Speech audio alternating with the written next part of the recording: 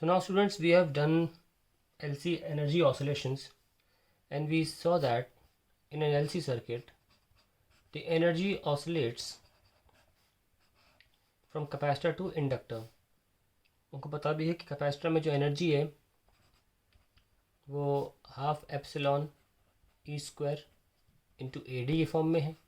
ये वॉल्यूम होता है, तो अगर आप एनर्जी डेंसिटी की बात करेंगे तो simply half epsilon E square हो जाएगा. और इंडक्टर की बात करें तो मैं सी लिख देता हूँ. कैपेसिटर हम लिख सकते हैं इलेक्ट्रिक फील्ड के फॉर्म में है, और जब इंडक्टर में एनर्जी आती है तो हम लोग लिखते हैं B square by mu naught half, है ना, इंटू ए इंटू एल. और इसे भी जब हम छोटा यू लिखते हैं, छोटा यू से दिखाते हैं इंडक्टर में energy density, it becomes B square by two mu naught. तो it is the oscillation of energy from electrical form to magnetic form, और ये चलता रहता है ऑसिलेशन. अब हमें ये दिखाना है कि पहला जो हमारा इम्पोर्टेंट यहाँ पॉइंट टॉपिक है आज वो ये है to show that total energy at any given instant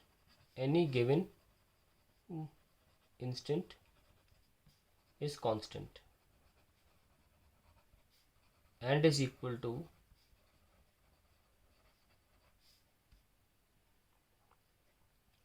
या तो half epsilon E square.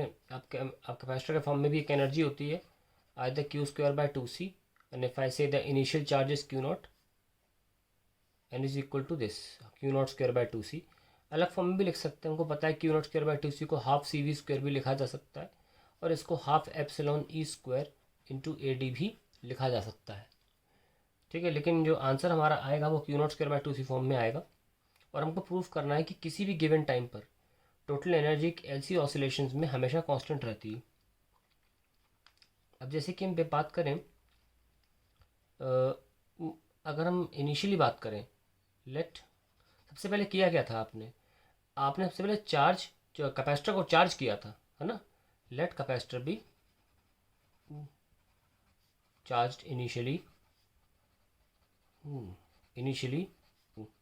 Bye charge equals to Q naught. Then energy in capacitor is equals to Q not square by two C. अब ये proof हम करने वाले नहीं है, हम इलेक्ट्रोस्टैटिक्स में पहले प्रूफ कर चुके हैं. तो ये हमारी टोटल एनर्जी स्टार्टिंग में कैपेसिटर के पास थी ना. अब मैं ये प्रूफ करूँगा कि किसी भी गिवन टाइम पर जब थोड़ी एनर्जी कैपेसिटर में होती है, थोड़ी एनर्जी जब एनर्जी ट्रांसफ़र हो रही होती है तो पूरी तो एकदम खाली नहीं जाती ना. थोड़ी कैपेसिटर में रहती है, थोड़ी इंडक्टर में चली जाती है. किसी भी वक्त टोटल हम ऐड करेंगे तो हमेशा यही आंसर आता रहेगा. ये हमको प्रूफ करना है. आइए शुरू करते हैं. अब एट एनी इंस्टेंट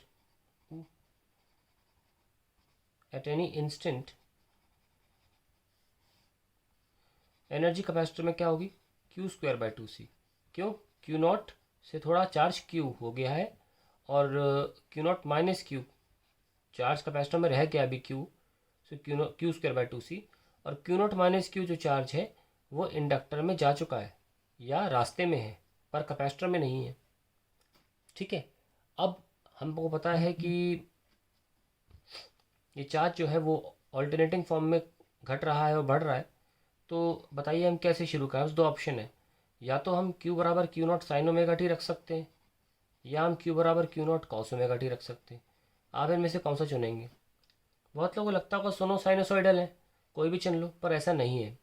हमें ऐसा चुनना पड़ेगा कि हम टाइम इक्वल टू जीरो रखें तो आंसर क्यू नॉट आए.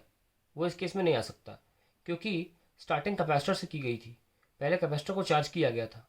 यानी कि initial time T equal to zero पर जिस भी फॉर्मूले में क्यू नॉट आ जाएगा हम वो रखेंगे. तो ऐसा पता लगा कि क्यू जो है वो कॉस ओमेगा टी को फॉलो करेगा. ठीक है, because at T equal to zero Q बराबर क्यू नॉट आएगा, कोई कॉस जीरो वन होता है, पर यहाँ चार्ज जीरो हो जाएगा. जीरो चार्ज से कैसे ऑसिलेशन स्टार्ट करोगे, है ना. इसलिए हमारा जो चार्ज है वो Q naught cos omega T follow करता है. तो अगर ये बात है तो हम कैपेसिटर में एनर्जी निकाल सकते हैं. Q naught cos omega T का होल स्क्वायर, किसी भी इंस्टेंट पे एनर्जी निकाली जा रही है टू सी, यानी कि Q not square by two C cos square omega T. ये हमारी पहली इक्वेशन आ गई कैपेसिटर में किसी भी टाइम की एनर्जी. अब इंडक्टर पे आते हैं. सो यू एल क्या होता है, half L I square which is the energy in inductor, energy in inductor at any instant, at any instant, किसी इंस्टेंट पर करंट आ ही रहा होगा तो एनर्जी इंडक्टर लिख दिया हमने at any instant. Now tell me what is I, I क्या होता है, d Q by d t, d by d t, और क्यू क्या है, Q naught cos omega t, yes और नो। अब हम ऐसे लिख सकते हैं इसको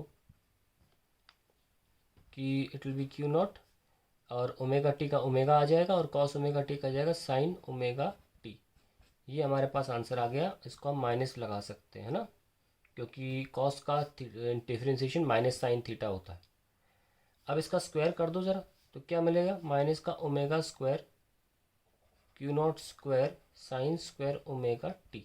okay, so you have you L is equals to half L into omega square, अच्छा स्क्वायर कर दिया तो माइनस हट जाएगा, Q not square sine square omega T. So we half L omega square हो जाएगा 1/LC, क्योंकि हमको पता है कि LC ऑसिलेशन जो एनर्जी ऑसिलेशंस हैं उसकी फ्रीक्वेंसी 1/LC रूट में थी, वहाँ फ्रीक्वेंसी तो लिखी हुई है, तो फ्रीक्वेंसी जो है उसको हमने स्क्वायर करा तो रूट हट गया, into Q not square sine square omega T, L से एल कैंसिल, तो हमको मिल गया Q not square bye 2c sign square omega T. याद रखें कि हमने एनर्जी यूएल में भी निकाल ली है। अब हम टोटल एनर्जी की बात करें तो क्या होगा, यूसी प्लस यूएल, और हमारा यूसी जो है वो कितना था देख लीजिए, Q not square bye 2c cos square omega T, Q not square bye 2c cos square omega T plus Q not square bye 2c sign square omega T. अब जरा इसको कॉमन ले लीजिए, Q not square bye 2c को, sine square plus cos square 1 होता है, तो आप देख सकते हैं किसी भी इंस्टेंट पर energy Q not square bye 2c ही है, इस पर टाइम डिपेंडेंसी नहीं है। तो अगर हम टोटल एनर्जी ग्राफ बनाएंगे तो कुछ इस तरीके का बनेगा, किसी भी टाइम पर टोटल एनर्जी ग्राफ कांस्टेंट रहेगा Q not square bye 2c पे, ये ऐसे ही रहने वाला है, ठीक है। ये हमारा एनर्जी एक्सिस, ये टाइम एक्सिस, तो हमने टोटल एनर्जी कांस्टेंट है प्रूफ कर दिया है।